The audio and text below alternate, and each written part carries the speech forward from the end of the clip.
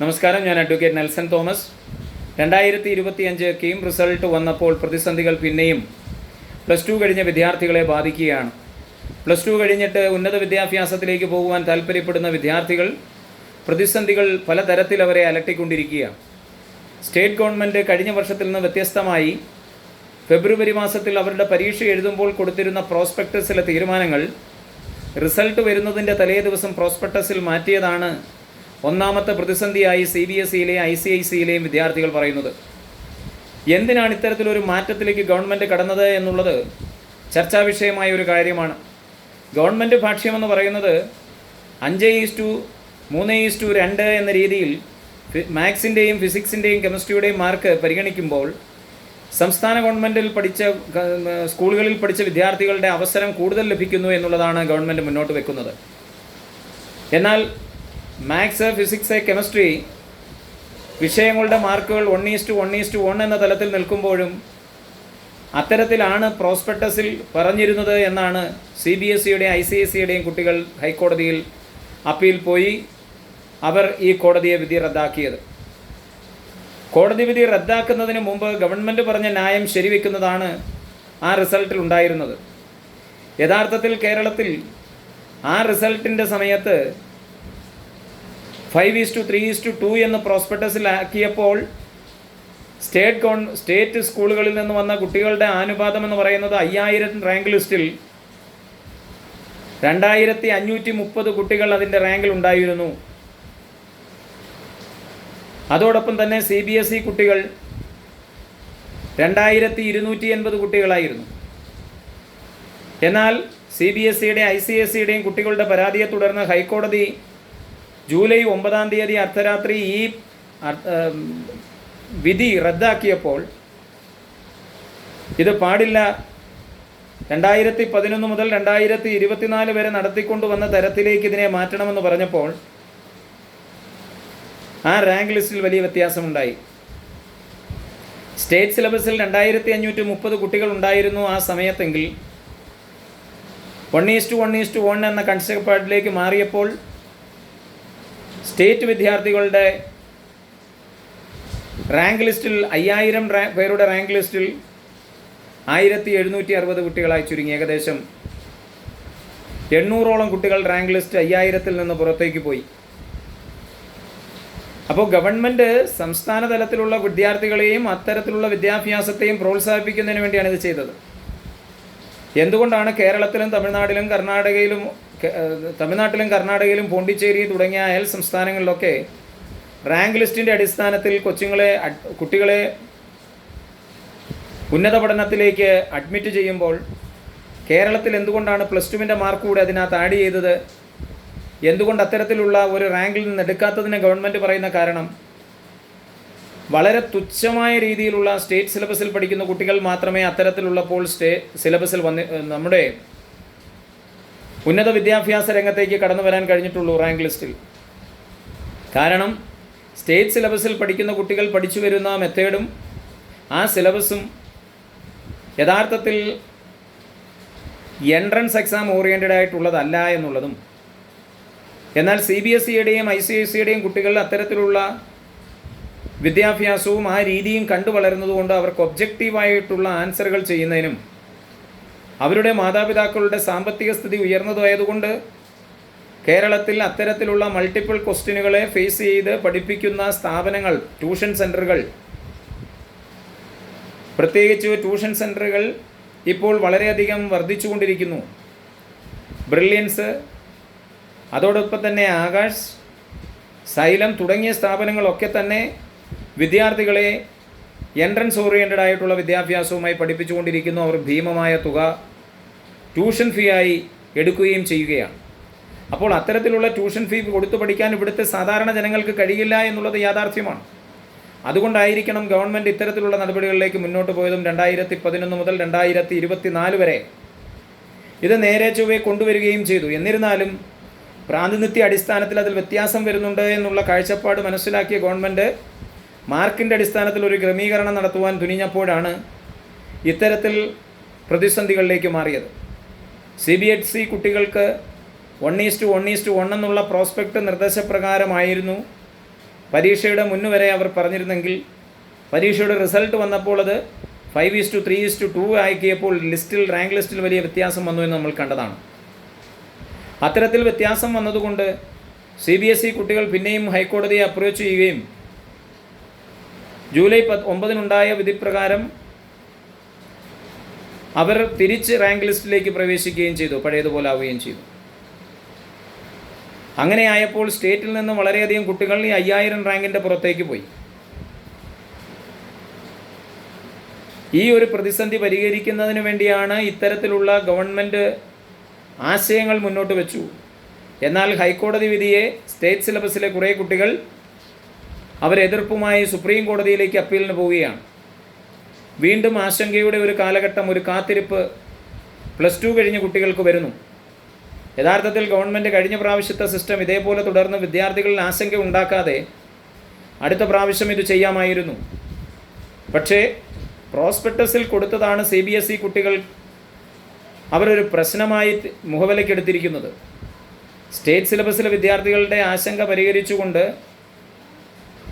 അവർക്ക് കൂടുതൽ പ്രാതിനിധ്യം ലഭിക്കാൻ വേണ്ടി ഗവൺമെൻറ് എടുത്ത ആ പ്രോസ്പെക്ടസിൽ ആഡ് ചെയ്തിട്ടുള്ള കാര്യങ്ങൾ അത് ഗവൺമെൻറ്റിൽ നിക്ഷിപ്തമാണെന്നും അത് മാറ്റാനുള്ള അവകാശം ഏത് സമയത്ത് ഗവൺമെൻറ്റിനുണ്ട് എന്നുള്ള സ്റ്റേറ്റ് സിലബസ് വിദ്യാർത്ഥികൾ അതിലൂന്നിക്കൊണ്ടാണ് സുപ്രീം കോടതിയെ അപ്രോച്ച് ചെയ്യാൻ പോകുന്നത്. നാളെയോ മറ്റന്നാളോ ഈ കേസ് പരിഗണിക്കുകയും അതിൽ പിന്നെയും ആശങ്ക ഉളവാകുകയും ചെയ്യും. ഗവൺമെൻറ് വളരെ നിസ്സാരമായി ഈ വിഷയങ്ങളെ കാണുന്നത് കൊണ്ടും ഇതിനൊരു പരിഹാരമായിട്ടുള്ള ഒരേ ഒരു വഴി ഈ ലിസ്റ്റിൽ നിന്ന്, നീറ്റിൻ്റെ ലിസ്റ്റിൽ നിന്ന് വിദ്യാർത്ഥികളെ ഡയറക്റ്റ് എടുത്ത് അവർക്ക് അത്തരത്തിലുള്ള റിസൾട്ട് ഓറിയൻറ്റഡ് ആയിട്ടുള്ള ഒരു തിരഞ്ഞെടുക്കലുകൾ നടത്തിക്കഴിഞ്ഞാൽ ഈ പ്രതിസന്ധിക്ക് അയവ് വരും. മറിച്ച് എപ്പോഴും ഒരു പ്രശ്നം നമ്മൾ അഭിമുഖീകരിക്കേണ്ടി വരുന്നത് ഈ രാജ്യത്തെ സാധാരണക്കാരായ പാവപ്പെട്ടവരായി സ്റ്റേറ്റ് സിലബസിൽ പഠിക്കുന്ന വിദ്യാർത്ഥികൾക്ക് ലഭിക്കുന്ന കോച്ചിങ്ങുകളും വിദ്യാഭ്യാസവും സിലബസുമൊക്കെ CBSEയുമായി കോമ്പറ്റിറ്റീവ് ചെയ്യാൻ കഴിയുന്നതല്ല. പഠനത്തിൻ്റെ മെത്തേഡിൽ വളരെയേറെ വ്യത്യാസങ്ങളുണ്ട്. വിദ്യാർത്ഥികളുടെ കരിക്കുലർ ആക്ടിവിറ്റീസിൽ നിന്നും വ്യത്യസ്തമായി സ്റ്റഡി ഓറിയൻറ്റഡ് ആയിട്ടുള്ള വിദ്യാഭ്യാസമാണ് CBSE ICSE നിലനിർത്തുന്നത്. അതുകൊണ്ട് ഗവൺമെൻറ് ചില നിലപാടുകൾ വിദ്യാർത്ഥികൾക്ക് അനുകൂലമായി എടുക്കേണ്ടതായി ഇരിക്കുന്ന സാഹചര്യമുണ്ട്. നിലവിലത്തെ വിഷയത്തിൽ സ്റ്റേറ്റ് സിലബസ് പഠിച്ച് മെറിറ്റിൽ വരുന്നൊരു കുട്ടിക്ക് വലിയ ഫീസ് ഇളവുകളുണ്ട് എന്ന് നമ്മൾ മനസ്സിലാക്കണം. എഞ്ചിനീയറിങ്ങിന് തന്നെ 3 ടൈപ്പിലുള്ള കോളേജുകളാണുള്ളത്. ഒന്ന് പ്യുവർലി ഗവൺമെൻറ് കോളേജുകളാണ്. അവിടെ കുട്ടികളുടെ ഫീസ് എന്ന് പറയുന്നത് ഫീസ് ഇല്ലാതെയാണ് അവിടെ വിദ്യാർത്ഥികൾ പഠിക്കുന്നത്. അത് നമ്മൾ ആലോചിച്ച് നോക്കണം. മെറിറ്റിൽ വെറും 8400 രൂപയ്ക്ക് എഞ്ചിനീയറിംഗ് പഠിച്ചിറങ്ങാൻ കഴിയുന്നു. അതുപോലെ തന്നെ അഗ്രികൾച്ചർ കോഴ്സുകളായാലും ഫിഷറീസ് കോഴ്സുകളായാലും ഒക്കെ തുച്ഛമായ ഫീസിൽ ഗവൺമെൻറ് കോളേജുകളിൽ പഠിക്കാനുള്ള സാധ്യതകളുണ്ട്. അതോടൊപ്പം തന്നെ ഗവൺമെൻറ് കോളേജുകൾ, ഗവൺമെൻറ് ഫണ്ട് നടത്തുന്ന കോളേജുകൾ, സ്വാശ്രയ കോളേജുകൾ, ഇങ്ങനെയാണ് ഇവിടെ സ്ഥാപനങ്ങളുള്ളത്. നമുക്ക് 8 എഞ്ചിനീയറിംഗ് കോളേജുകളാണുള്ളത്, ഗവൺമെൻറ് 9 എണ്ണം.